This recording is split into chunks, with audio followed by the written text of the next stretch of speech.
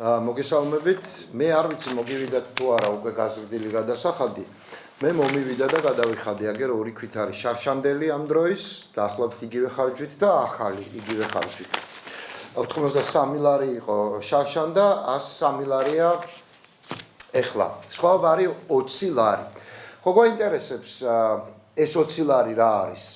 და მე მინდა რომ ჩაგიშალოთ 20 ლარი სად მიდის სინამდვილეში და რომელ ჯიბეში. კონკრეტულად რომელ ჯიბეებში ციფრების მიხედვით. თქვენ იცით რომ 1/13-ით გაძვირდა დენი, სახელმწიფომ გააძვირა ოფიციალურად, აი სხვა ფასებს რო იკვლევს იმ სახელმწიფომ 1/13-ით გააძვირა დენი.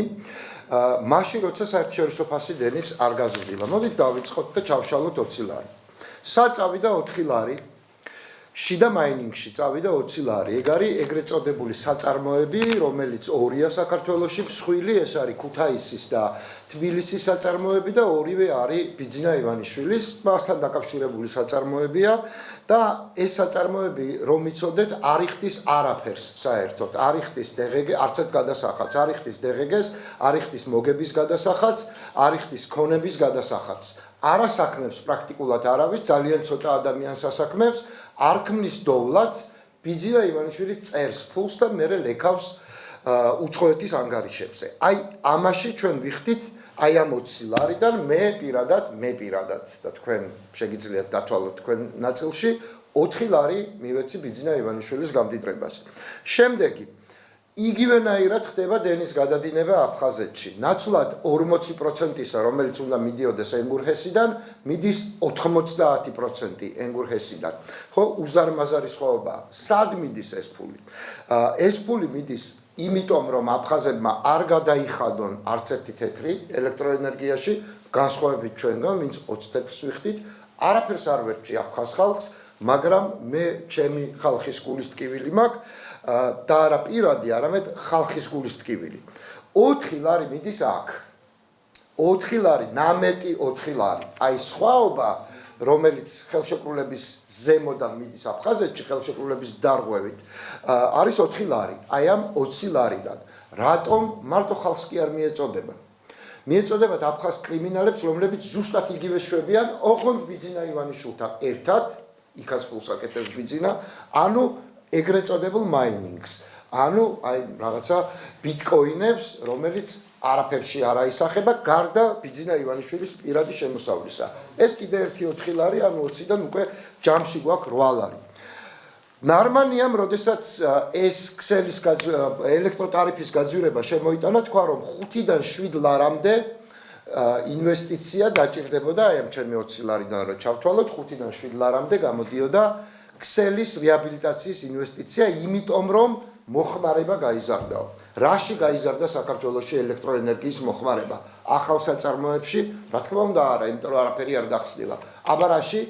მაინინგში კიდევ ერთხელ. ანუ ბიტკოინების წარმოებაში, რომელიც ამ ქვეყანაში ძირითადად ბიძინა ივანიშვილის ან მისი ხროვის ფულის აკეთებელი, ასე ვთქვათ, დაზგა, მოდი ასე ვთქვათ, ფულის საჭრელი.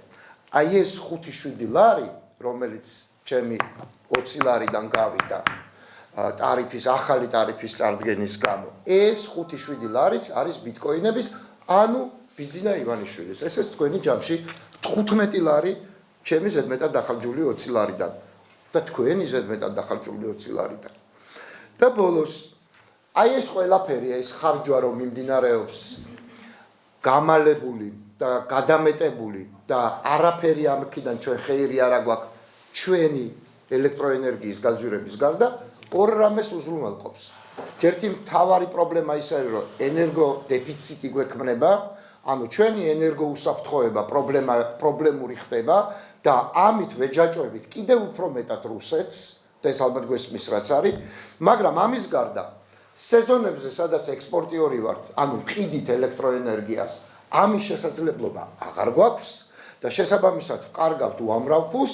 ჩემი 20 ლარიდან ეს არის 3 ლარი დანაკარგი, ესეც უკვე ჯამში 18 ლარი და ასევე სხვა სეზონზე, სადაც დანაკლისი გვაქვს, ჩვენი იმპორტი იზრდება, ანუ რუსეთიდან და თურქეთიდან ვყიდულობთ ბევრად მეტ ელექტროენერგიას, რომელიც გვიწევს მხოლოდ იმიტომ, რომ ბიძინა ივანიშვილი ხარჯავს ამ ფულს საკუთარი ჯიბის გასასკელებლად. ესეც კიდე დამატებითი 2 ლარი, ჩემი 20 ლარიდან. ესეც თქვენი ჯამური 20 ლარი, მეგობრებო, ჩემი 20 ლარიც ეს არის თქვენი 5, 10, 15 თუ 50 ლარი, რომელიც სხვაობა გექნება ჩარშანდელ წელთან შედარებით, ასევე ამგვარად შეივსება და ესეც ბიძინა ივანიშვილის ჯიბეში წასული 1/13-ით გაზრდილი ტარიფი შარშანველთან შედარებით. მაგრამ არ გეგონოთ, რომ ამით მთავრდება თქვენი ფულის მოპარვა გაზრდილი დენის ტარიფის ხარჯზე. მაგალითად, დენის ტარიფი ისეთივე შეღავათიანი რო იყოს ფერმერებისთვის, როგორც არის ბიძინა ივანიშვილის რაღაცა ბიტკოინების საწარმოებისთვის, 10%-ით იაფი ეღირებოდა ყველაფერი, რასაც ჭირდება სათბური. ყველაფერი, რასაც ჭირდება სათბური და ეს პირველ რიგში არის 15 ლარიანი პომიდორი, 10 ლარიანი კიტრი, მწვანილი, უმძიმესად გაძვირებული კარტოფილი და ასე შემდეგ. ეს არა მხოლოდ სათბურს ეხება. მაგალითად, გეტყვით დენის გაძვირებამ რა გამოიწვია ფასებში.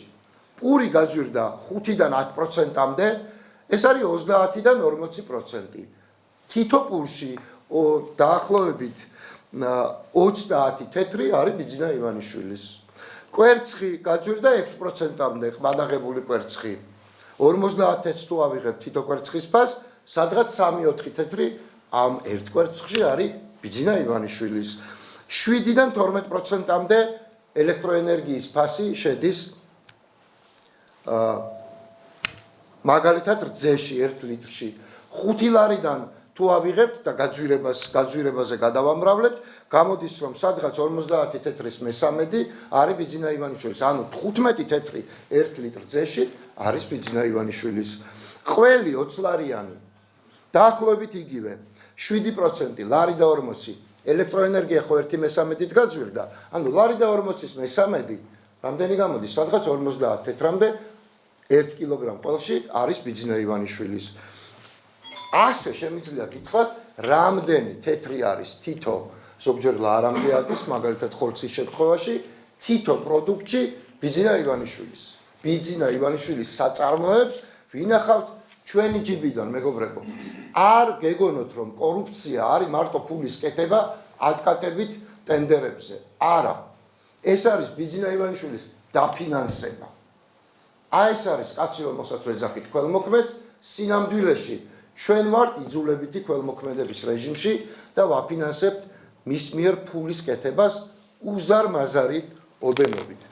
ეს ამას არაფერი არ ეშველება ბიძინა ივანიშვილის პოლიტიკურ სანაგვეზე გასტუმრების გარდა. ამიტომ 26 მაისს გამოვდივართ ყველა, დგავართ ერთად, დგავართ ბევრნი და ვუშვებთ ბიძინა ივანიშვილს პოლიტიკურ სანაგვეზე.